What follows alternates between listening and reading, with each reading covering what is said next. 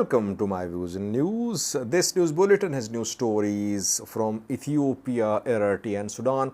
First news story is ranking of most fragile states in the world. An NGO based in Washington DC has published a ranking of the most vulnerable, most fragile states in the world. Where is Ethiopia placed? Where is Eritrea placed? Where is Somalia placed? Four categories in this ranking. If this ranking is true, it could be an indication of serious problems for Ethiopia. More problems for Ethiopia than Eritrea, it seems. Secondly, viewers, we have information from a zone in Amhara region where hundreds of armed youth and farmers have joined Fano. Secondly, a road is closed these minutes in Gojjam, a key road. Why did the people of the area block this road? Thirdly, referendum is being held today in SNNPR in Wolaita only. Referendum was held in Wolaita a few months ago, but its results were declared null and void. Now re-referendum is being held there. Lastly, Sudan, where we know that IGAD is trying to mediate. IGAD's attempts of mediation are not going well. Today, Kenya summoned a meeting of the members of committee announced by IGAD to mediate between Hemedti and Al-Burhan. And Ministry of Foreign Affairs of Sudan issued a statement about this meeting, rejecting the meeting, it seems. While Ethiopia is hoping to receive both Hemedti and Al-Burhan. Could Hemedti and Al-Burhan meet in Addis Ababa, Ethiopian capital? And lastly, viewers, first ceasefire violation is being reported. Yesterday, 3-day ceasefire was agreed by Sudanese of warring factions, but today Rapid Support Forces issued a statement accusing the other side of violating the ceasefire. What happened? It happened in Bahri, northern part of North Khartoum North. Details for you. Firstly, viewers, FFP, Fund for Peace, is an NGO, an international NGO based in Washington DC. FFP is a decades-old organization. It publishes a ranking of the most fragile and the most stable states in the world on yearly basis. And it has now published ranking of fragile states 2023. Four main categories in this ranking: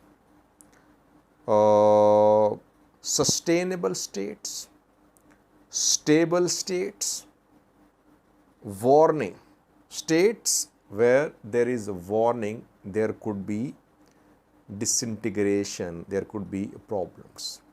And fourthly, high alert category, the states about which there is high alert, there is high probability of disintegration problems in coming months. And these categories are then further subdivided into categories like very sustainable, very stable, more stable, high alert, high alert. Where is Ethiopia placed? Ethiopia is placed in very high alert category. Other countries placed in this category are Sudan, Central African Republic, Afghanistan, Chad, Myanmar.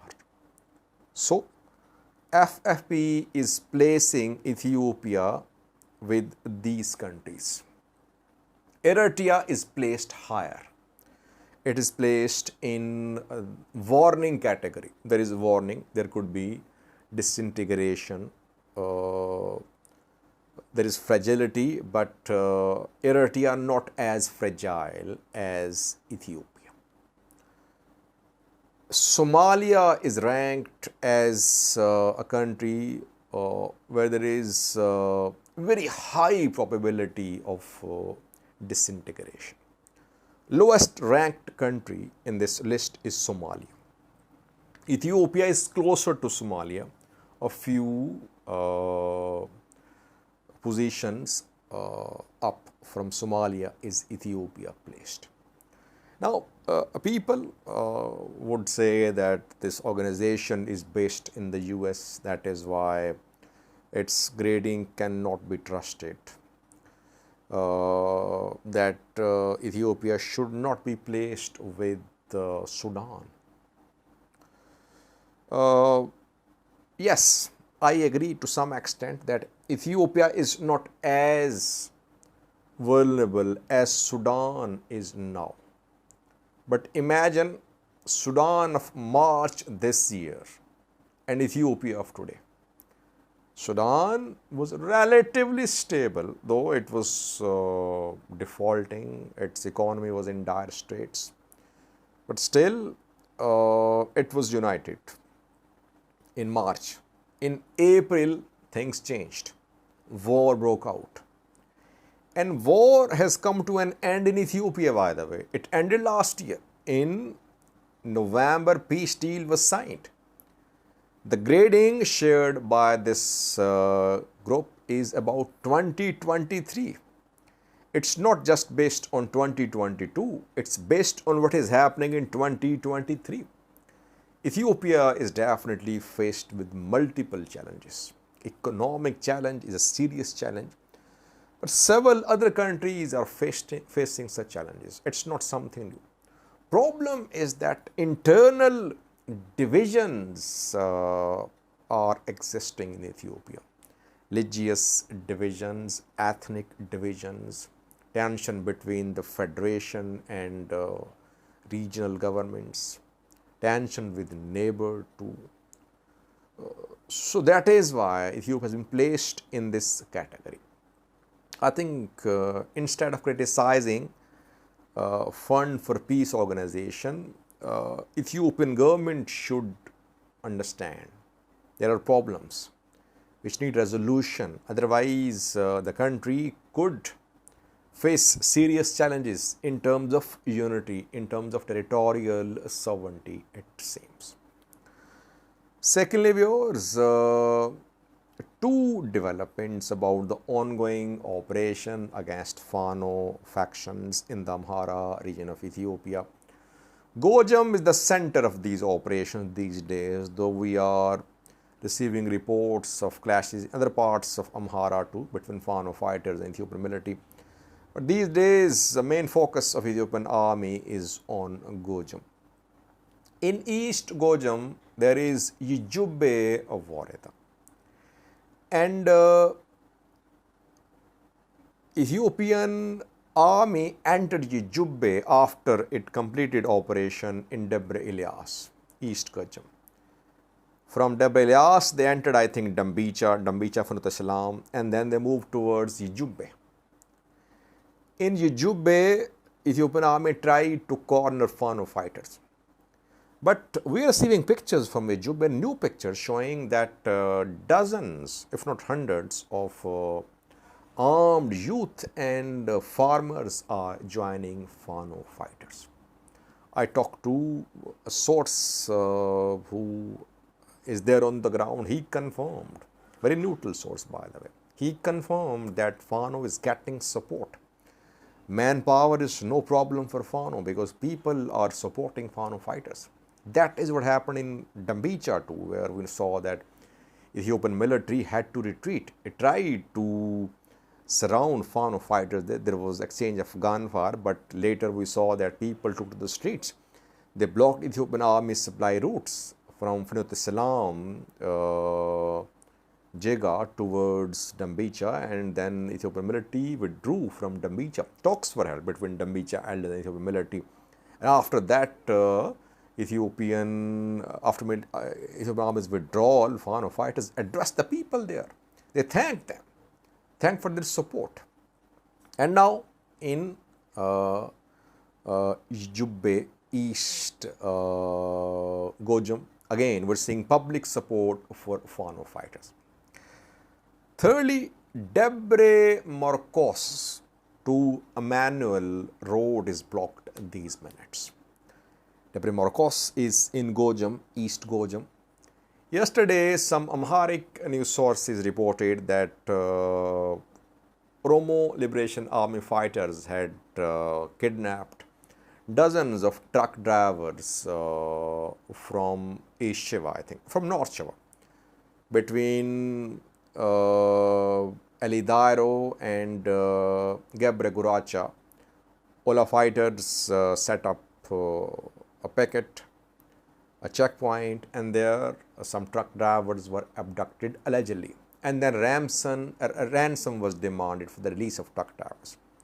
And today, in protest, truck drivers entered Oromia from the Amhara region. And today, in protest, people in between Debre Marcos and Emmanuel have blocked the main road. So these minutes, traffic flow suspended, no vehicle movement seen between Debre Marcos and Emmanuel in East Gojjam reportedly. Thirdly, viewers, Wolaita.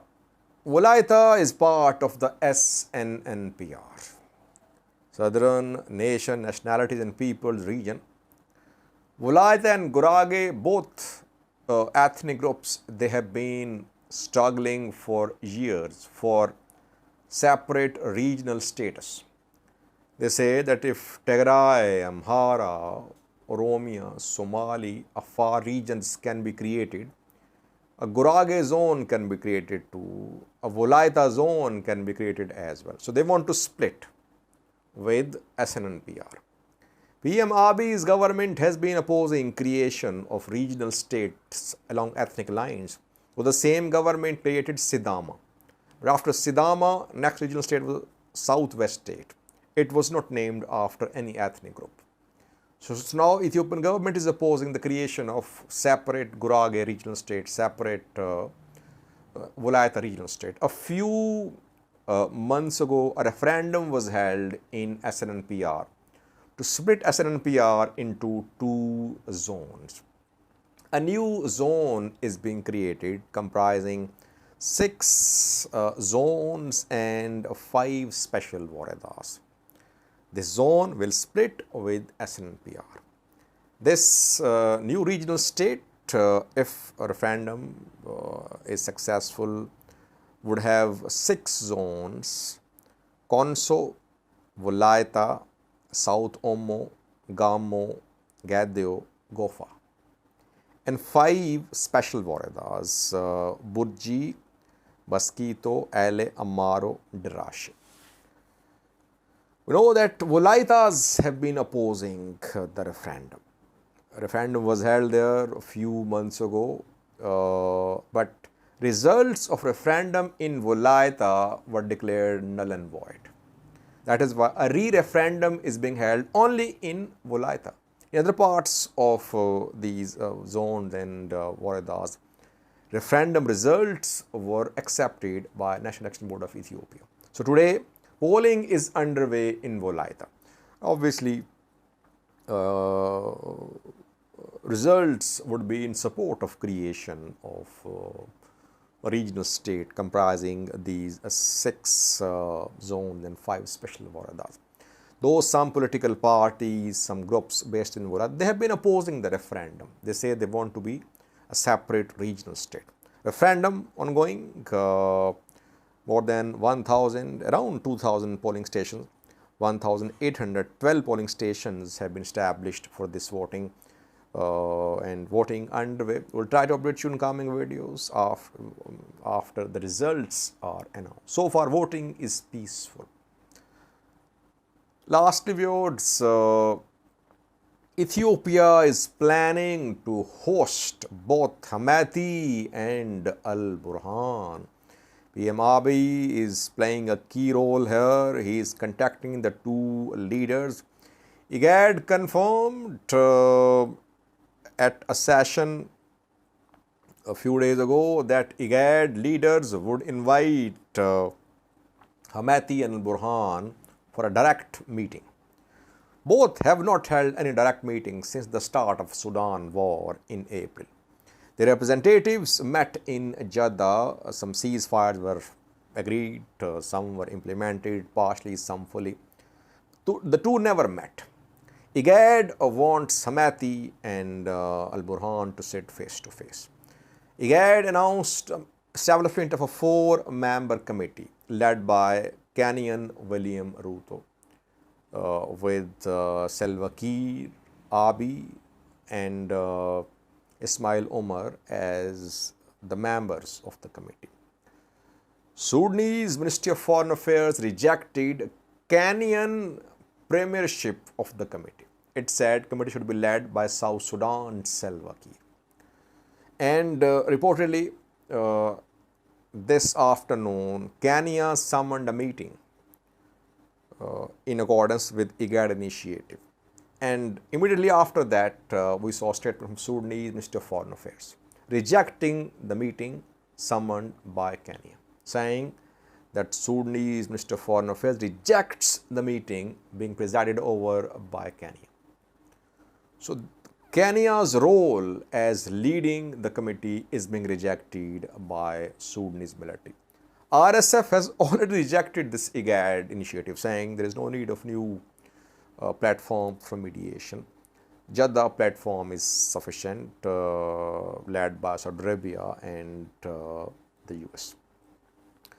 Now, Kenyan role is being rejected, but Malik Agar, Sudan's Sovereignty Council Vice Chairman, has confirmed that a meeting could happen between Hemedti and Al-Burhan in Addis Ababa, Ethiopian capital. PM Abiy playing a key role. He offered to mediate, by the way. Before Malik Agar attended the IGAD summit in Djibouti, he met with Prime Minister of Ethiopia, PM Abiy. And PM Abiy in the meeting with Malik Agar offered to mediate. Then PM Abiy's offer of mediation was accepted by IGAD too. PM Abiy and 3 other African leaders are going to mediate, and Hemedti-Burhan are being contacted to hold a direct meeting in Addis Ababa. Let's see, can this happen? It should happen, by the way, because direct meeting might lead to some breakthrough. So far, ceasefires are being announced, but these ceasefires are not making any progress towards lasting solution to the conflict. Lastly, yesterday, a 3-day-long ceasefire was agreed by Sudanese parties to the conflict. Agreed in Jeddah. It came into effect on Sunday at 6 a.m. local time. Yesterday was peaceful. Today was peaceful, relative calm as well. But an hour ago, Rapid Support Forces issued a statement. RSF says that today Sudanese army violated the ceasefire. But the story shared by Rapid Support Forces is not very convincing. RSF says that it agreed with Sudanese military to allow evacuation of injured Sudanese military soldiers from Bahri military hospital, which is under the control of Sudanese military. Sudanese military soldiers are being treated there. So Red Cross members were evacuating Sudanese army's injured soldiers from Bahri military hospital. And during this evacuation, Rapid Support Forces claim Sudanese military launched an attack. In that attack, an RSF member was injured. ICRC officials' lives also came under threat. Now, I am unable to understand. Why would Sudanese military attack during evacuation of its soldiers from Bahri military academy. Why would Sudan military endanger the lives of its own soldiers?